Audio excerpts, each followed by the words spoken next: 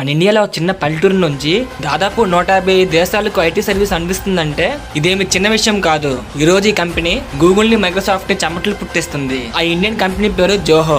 ఈ కంపెనీ ఒక head office మన ఇండియాలో తమిళనాడులో చిన్న పల్లెటూరులో ఉంది. ఈ కంపెనీ ఒక వాల్యుయేషన్ ఎంత ఉంది అనుకుంటున్నారు మీరు? దాదాపు 1,40,000 కోట్లు. ఒక్క రూపాయి కూడా అప్పు లేదు. అలా ఎలా అనుకుంటున్నారా? ఈ కంపెనీ ఫాలో అయ్యే బిజినెస్ మోడల్, ఆ మోడల్ పేరు బూట్ స్ట్రాపింగ్. ఈ మోడల్ అర్థం ఏమిటంటే ఈ కంపెనీకి ఎవరు ఇన్వెస్టర్స్ ఉండరు. వాళ్ళకి వచ్చిన లాభాలే మళ్ళీ ఇన్వెస్ట్ చేస్తారు. 2002లో .com క్రాష్ అవడంతో దాదాపు అన్ని కంపెనీలు దివాళా తీశాయి. కానీ జోహో కంపెనీ .com క్రాష్ ని తట్టుకుని నిలబడింది. ఏ కంపెనీకైనా జాబ్ కావాలంటే డిగ్రీ ఉండాలి, కానీ జోహో కంపెనీలో జాబ్ చేయాలంటే డిగ్రీ అవసరం లేదు. ఇలా ఎందుకని పబ్లిక్ అడిగితే కాలేజీలో చెప్పేదానికి జాబ్స్ లో మనం చేసేదానికి చాలా తేడా ఉందన్నారు.